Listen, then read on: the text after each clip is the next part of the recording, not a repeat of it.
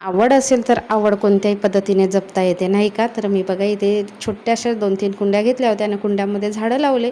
तर छान असे हिरवेगार झाडं आले बघा. पण मागे ना मी एक झाड मी जगवलं नाही, ते स्वतःच असं बी टाकली तर जगलं आहे. तिच्या झाडाला वाढ खूप होती, त्याच्यामुळे त्याच्या शेंडा कापून घेतला. तर आता बघा किती असे फाटे निघाले आहेत आणि त्या फाट्यांना पालवी सुद्धा आली.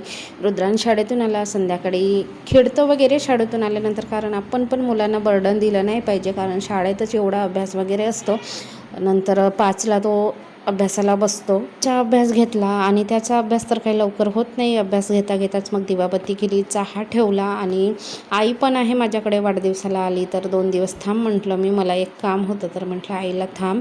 तर रुद्रांशच्या पप्पांनी वास्ते आणले होते बांबूचे, तर त्याचेच मग किसून जाऊन मग पिळून आणि तिखट, मीठ, हळद, मसाले, कोथिंबीर, हिरव्या मिरच्या, कढीपत्ता, कांदे वगैरे टाकून छान असं पीठ, तांदळाचं पीठ आणि गव्हाचं पीठ छान असं मिक्स करून घेतलं आणि खूप छान असे वडे लागतात. आमच्या भागात तर सर्रास खाल्ले जातात. आणि पावसाळ्याच्या सुरुवातीला जसं पाऊस पडला तसेच ते बांबूचे कोंब बाहेर येतात आणि मग त्याच्यापासून आपण वास्त्याचे वेगवेगळे पदार्थ आपण बनवू शकतो आणि खातो सुद्धा आमच्या भागामध्ये.